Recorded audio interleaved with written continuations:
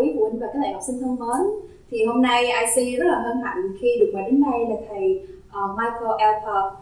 Thầy là một giáo viên có hơn 10 năm kinh nghiệm trong việc luyện thi IELTS và cũng là một cái chuyên viên giúp rất là nhiều học sinh đã vượt qua những cái bài thi IELTS của mình ở một điểm số rất là tốt. Thì trước tiên thì chúng ta hãy cùng gửi lời chào đến thầy Michael. Hello, Michael. Hello. Nice to meet you today. Yes, nice to meet you too. So, could you please give some brief introduction about yourself to our viewers? So like you said, my name is Michael Alpaugh, and I've been in Vietnam for 4 years now. Oh, that's and I've been working with IELTS for about 3 years. And I've been a teacher for a long time, over 10 years. And right now I work for into university partnerships, where we help students who want to study in the United States and in the UK. Okay, so Michael, so I think we can start now.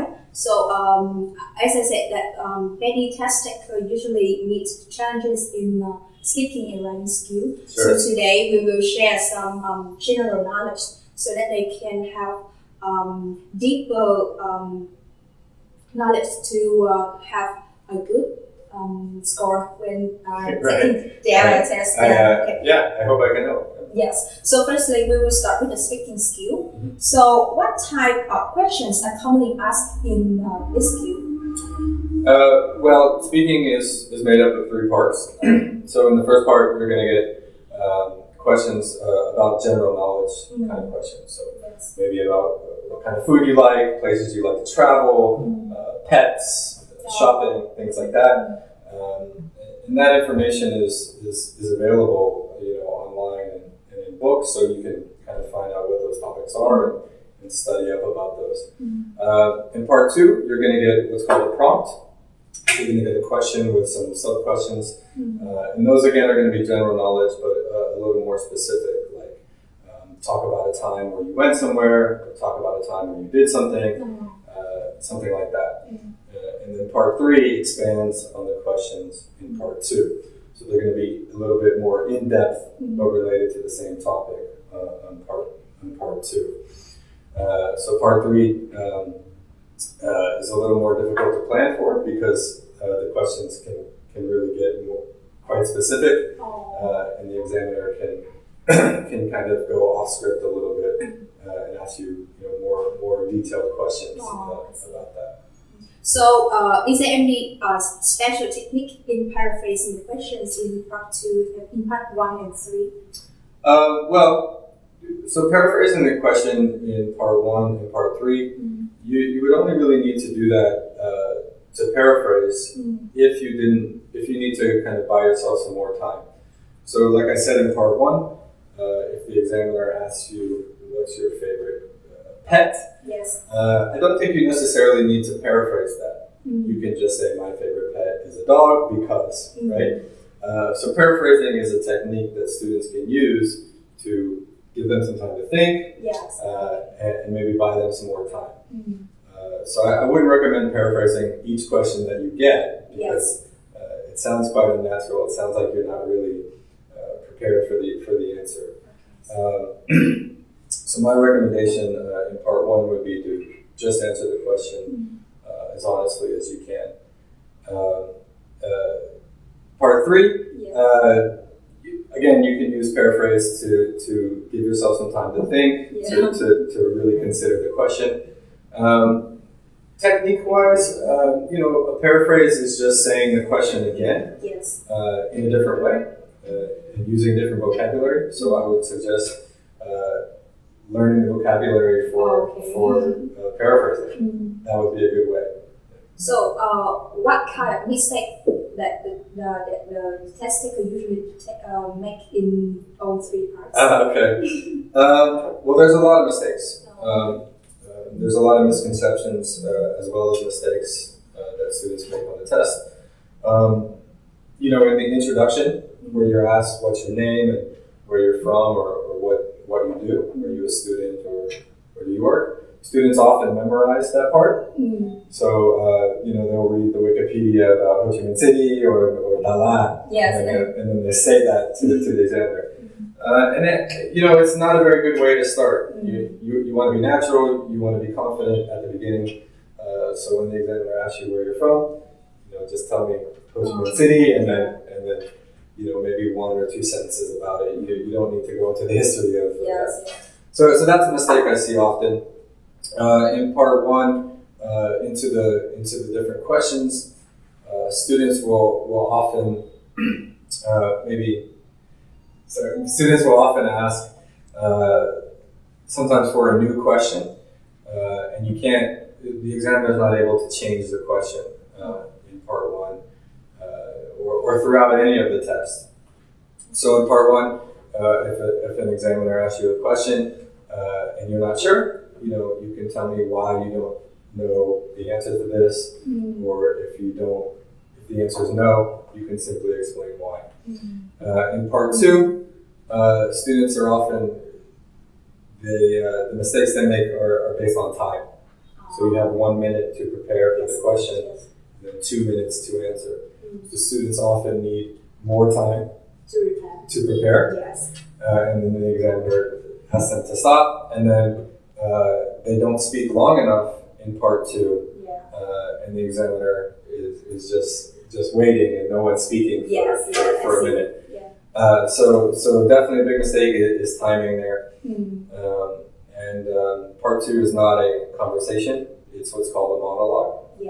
And the person, the candidate, is the only one speaking. Mistakes in part three, not many. I think students, you are able to ask for clarification. So not necessarily a mistake, but maybe something students don't know is that if you don't understand a word or you want the examiner to paraphrase a question, that's okay in part three. But I think in general, answer the question that's asked and don't stop talking. That's a big mistake. So what are the effective ways to expand the answer in the speaking test? Well, in the speaking test, an effective way to expand the answer would obviously be to have significant vocabulary, to be able to talk about various topics, to have kind of a general knowledge about the world in general. In part one, there are often yes or no questions. So if the answer is yes, tell me why. If the answer is no, tell me why. So always keep that in mind. Yes, because, or no, because. You never want to give just a yes, and the examiner wants you to continue to keep speaking. Part two, to expand your answers, is really look at the sub-questions. So you have your main question, and then there's a few questions under it. Those can give you some ideas about what you could expand, how you can expand your answer and get it to go for 2 minutes. And obviously learning how to brainstorm and that 1 minute to prepare. And again, part three, learning the kind of questions. Obviously, you're going to have an extensive vocabulary because this is when you really expand on your answers in part two. But also understanding what kind of questions you're going to get and the vocabulary surrounded around that. So if the question's asking you to outline some ideas or to make suggestions, vocabulary related to that can really help you to extend your answer. Okay. So, do you recommend any effective way for a test taker can use to enhance their vocabulary? So this is a pretty common question. Yes. And it's kind of the answer I think students don't really like because the answer is to read a lot. Yeah. One of the best ways to improve your vocabulary is by reading. I really don't recommend studying, studying the dictionary or studying the thesaurus. Yes. Because you really need to learn vocabulary in context, which means so maybe choose a subject and then study a small amount of words that are related to that subject. So in part one, for example, you have a topic about travel. You can learn, study small groups of words related to travel. And I think that's the best way to learn vocabulary, is learn it in context. And also, the best way to do that is through reading. So, how about phrasal verb? I think many test takers believe that when they use the phrasal verb, they can get higher score in speaking skill. Well, like with any vocabulary, phrasal verbs need to be used correctly. So they need to be used accurately and correctly when you're doing them. So if you're overusing them or you're using them inappropriately, you may lose points. You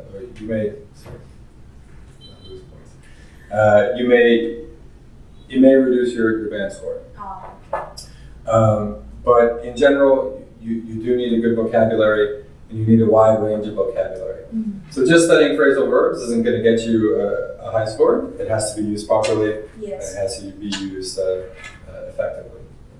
Okay. So how about the accent? Many test takers feel very straightforward when it comes to the accent. So does the good accent contribute to higher score?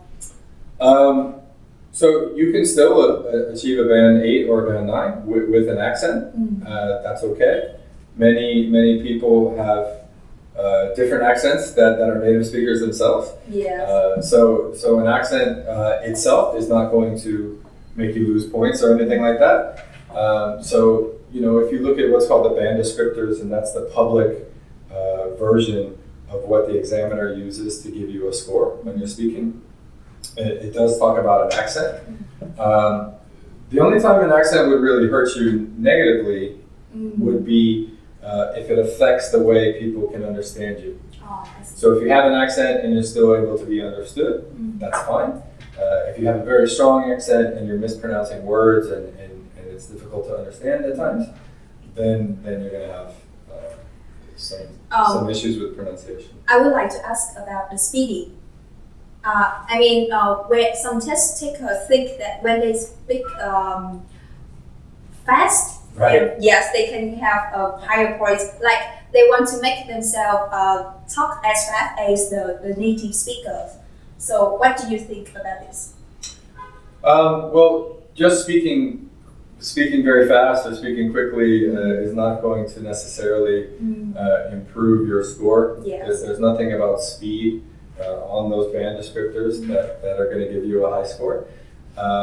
And I think the faster you speak like that, if you're a non-native speaker, the more likely you are to mispronounce words, yes. Maybe to make mistakes, maybe to hesitate, maybe to repeat yourself. So I would recommend for students not to try to speak as fast as possible, but to try to speak naturally. So what the test taker need to do if they don't understand the questions? So if you don't understand the question, you can ask the examiner to repeat the question. And that's fine. Is there any limitation in asking the examiner again about the questions? While there's no limitation on it, the examiner is timing, is keeping time, and has to ask a certain amount of questions in each part. Yes. So if you're asking to repeat the question over and over again, you're probably not going to be doing well, and the examiner is going to move on to other questions. So generally, like in part 1, once or twice is okay. If you're doing it too often, then maybe you have a lot of issues. Yes. So should the test taker correct themselves when they make mistake when in answer? Yeah, that's fine. To correct yourself is natural. While I speak and during this talk, I've corrected myself. So you're not going to lose a score because you've corrected yourself. But again, if you're doing it consistently and you're doing it all the time, then you have issues and maybe you're difficult to understand, or you don't really understand what the question is asking you. So short answer is it's okay. Okay, so lastly, in the speaking skill, I would like to ask, do you have any advice for the test taker to prepare them before the speaking test? Yeah, I get this question. A lot. I understand that students are nervous about this, right? Yes. They've been studying for years. Yeah. And they take English classes, and if they want to study abroad or they want to work, this whole test is dependent on that. So I recommend students to do, everyone's different, so to do whatever relaxes you and makes you feel comfortable. You know, what would you do before a big test or a job interview? You know, and do the same thing you do every morning. Maybe wake up, have a coffee, walk your dog. You know, whatever you need to do to feel relaxed. But also, you know, keep in mind that the examiner is not your enemy. We're not trying to give you a bad score. We don't want to make you upset or make you feel uncomfortable. So just keep that in mind that you know, it's going to be okay. Yeah. So try to become as comfortable as. Right. Yeah. And the best way to do that is you know, again, practice. Right. So practicing every day, speaking naturally, and just feeling comfortable with yourself. So which items are not allowed in the test room? So when you go in the test room, they're going to wand you, and you're not going to be able to have like a watch and no phones, obviously. So all you're bringing into the test room is going to be your paper, your identification paper, and that's it. Yeah. So, and your ID, right? So your national ID. So anything other than that, you're going to leave in the locker and leave with the staff. Yes. So I think that's all for the speaking skill. So now let's move on to the writing skill. So can you give some like brief introduction about many types of tests in the writing test? Sorry, can you repeat the question? Sorry.